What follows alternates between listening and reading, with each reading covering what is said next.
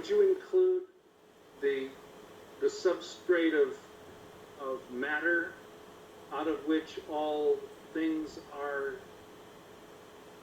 all physical things are composed?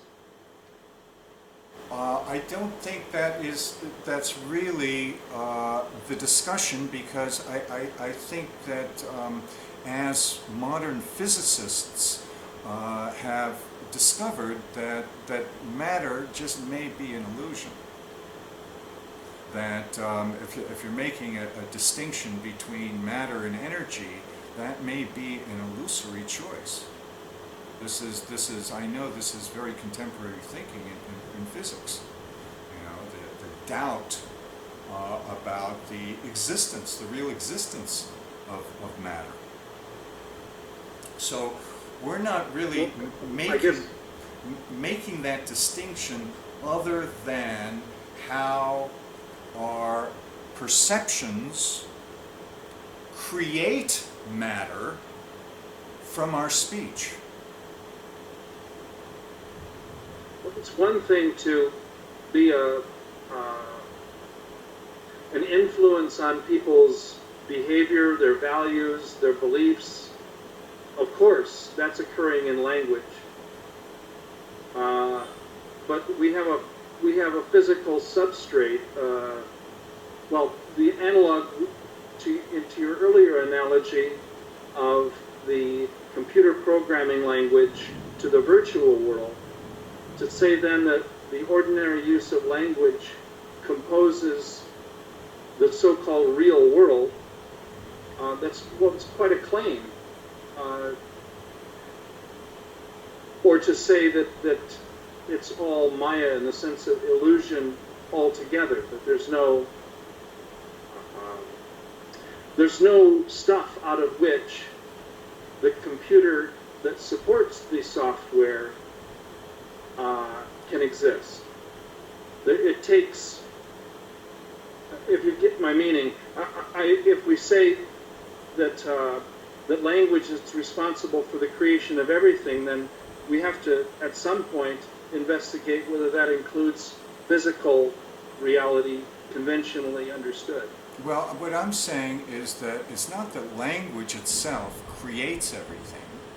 It's that language, and more specifically speech, gives us the potential to perceive, organize perceptions, and therefore experience things.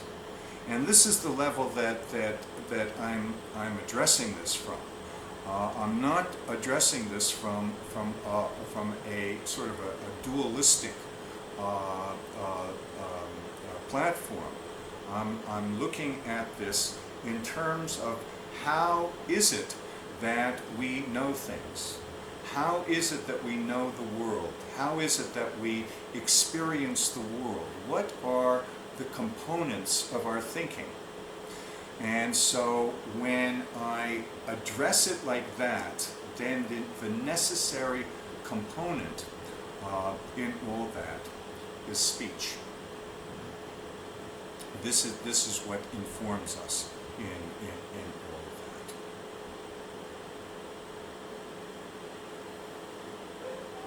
that. Are you all still there? None of you are moving. Oh, there you start moving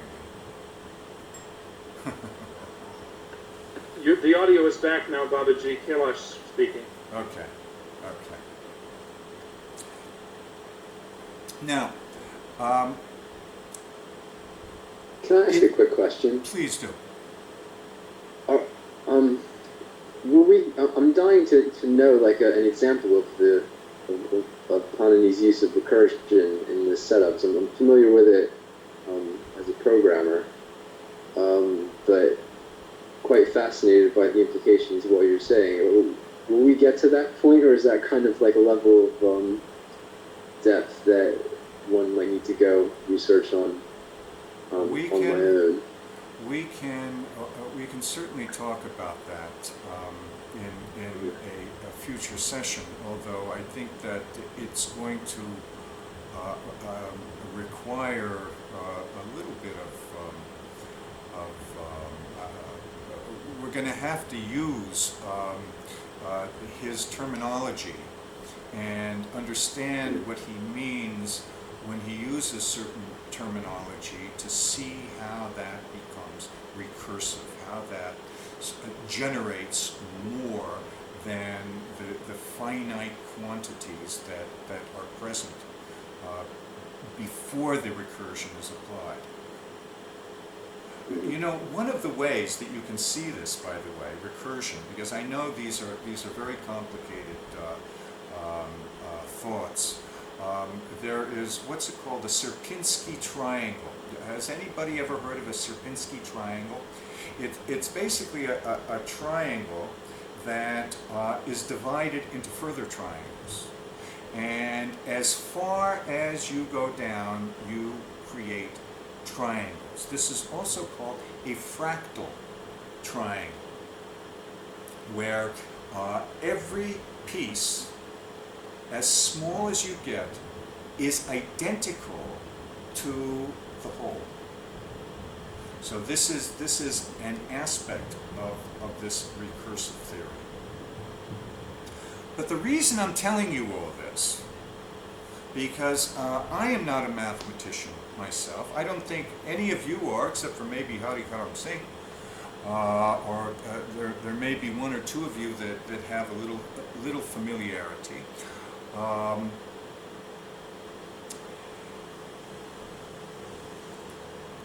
This system and this application is present in all of the Indian thinking that follows Panini.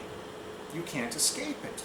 And as I said in the beginning, this is not just the thinking of the lineages of Panini. This is the thinking of Shaivites and Vaishnavas and Shaktas and Tantrics and Buddhists as well. You'll find a number of the great Buddhist linguists and grammarians and so forth that refer on endlessly to Panini and this application and description of speech.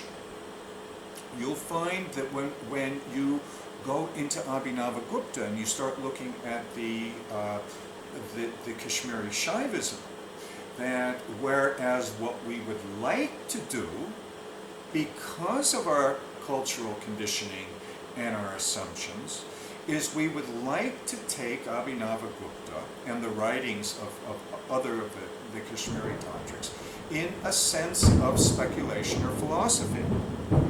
And yes, there certainly is that quality. I mean, there are very sort of wise things that we can learn from these articulators, and there is certain kind of rational and wonderful knowledge and imagery that we can get. But really, when you look at what they are doing, the magic that they're practicing, the magic that they're teaching, the sadhana that is involved in this is all referential to Panini, his Ashtadhyayi, and his phonemes, sutras, and morphemes. Further on to Patanjali, and especially in his Mahabhashya and his commentary on Panini, where he really starts to deal with things like pratyahar and some of the very interesting rules of Panini, and then to Bhartrihari. The connection between Bhartrihari and Abhinavagupta is very, very strong. Now, personally, I am not part of a Kashmiri Shaivite lineage, and I basically understand what they call Kashmiri Shaivism from reading about it. But what I find interesting is that many of the studies and sadhanas that I've done inside my own lineage resembles to a great deal what I read in the texts of Abhinavagupta and others. So ultimately what we're looking to do here with having this overview of Panini and an understanding of the incredible sophistication of his systems and the thinking that it stimulates, that we can, being aware of this, we can start to understand, we get extra tools of interpreting Indian culture, Indian esoteric culture, the Indian text, and we have access to our own speech. When we get into the 5th section of the masters of speech, and we start talking about the moderns, we're going to also start talking about what speech has become in the year 2014, and the ways that the virtual world informs speech, and the different means and ways that speech is used. And in fact, we're going to talk about the death of meaning as well, which almost completes a circle. That we start with Panini, who is basically not interested in meaning. We get closer and closer to meaning until meaning is articulated, and then we end up in 1914 where meaning again is being thrown into the graveyard. Babaji, Michelle? before you end, I had a question. Yes. On a practical kind of everyday experience, I know that we're not talking about it in this level, but when Hari was asking about recursiveness, Yeah. I started thinking about just in my own experience that there's recursiveness that can either create kind of a closing down, or a recursiveness that can create an expanding out experience. So for instance, if I use my thoughts, and my thoughts create a kind of generated closed loop about something like saying, oh, I'm having such a bad day, or this day is so bad, and I just keep saying it over and over again, then it creates this kind of closed loop, and my experience is small. But if I use the same language and say something else over again, for instance, if I say, well, I wonder what X, Y, and Z is, and I ask a question, and then that question then generates another question, which then generates another question, and it's kind of more of an expanding, using language that's recursive to create an experience of like infinite like potential. Am I making any sense? Yeah, yes, I think so. Except that it's this infinitely expansive quality that really describes recursiveness or recursiveness. Not even a potential, but an actual quality like the mirrors that face each other.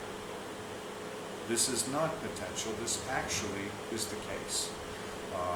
That there can be a mathematical situation which is really a reflection of a language situation which just continues to generate into infinity.